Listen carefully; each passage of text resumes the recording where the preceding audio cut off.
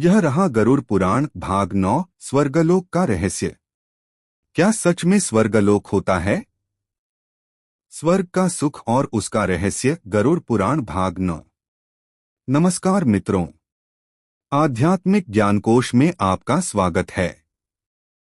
गरुड़ पुराण श्रृंखला के भाग 9 में हम जानेंगे स्वर्गलोक क्या है, कौन लोग स्वर्गलोक में जाते हैं और क्या स्वर्ग का सुख हमेशा के लिए रहता है। प्राचीन ग्रंथ गरुड़ पुराण में बताया गया है स्वर्गलोक का वास्तविक स्वरूप।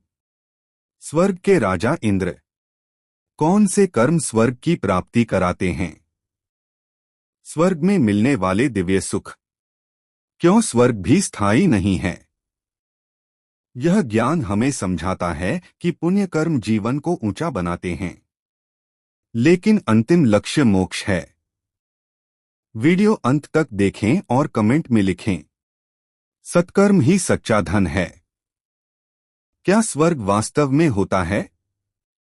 क्या वहां केवल सुख ही सुख होता है? और कौन से लोग स्वर्गलोक में जाते हैं? आज हम जानेंगे स्वर्गलोक का रहस्य, जैसा बताया गया है गरुड़ पुराण में। गरुड़ जी का प्रश्न। गरुड़ जी ने भगवान विष्णु से पूछा, हे प्रभु, जिन लोगों ने जीवन में अच्छे कर्म किए हैं उनकी आत्मा मृत्यु के बाद कहाँ जाती है? भगवान विष्णु ने कहा, ऐसी आत्माएं स्वर्गलोक में सुख भोगती हैं। एक स्वर्गलोक क्या है? स्वर्गलोक वह दिव्य लोक है जहां पुण्य आत्माएं निवास करती हैं। गरुड़ पुराण के अनुसार वहां दुख नहीं होता, रोग नहीं होते, भय नहीं होता, केवल आनंद और सुख का अनुभव होता है। दो स्वर्गलोक का राजा कौन है?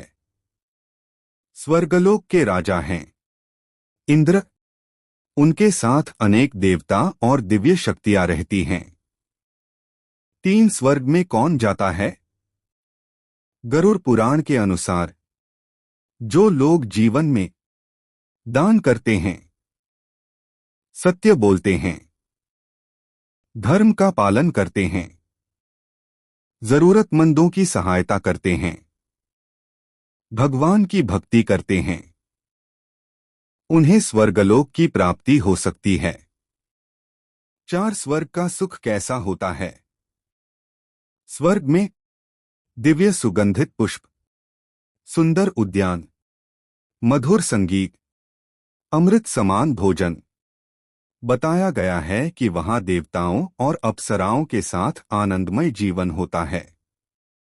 पांच, क्या स्वर्ग हमेशा के लिए होता है? गरुड़ पुराण का उत्तर है नहीं। स्वर्ग में आत्मा तब तक रहती है जब तक उसके पुण्य कर्म समाप्त नहीं हो जाते।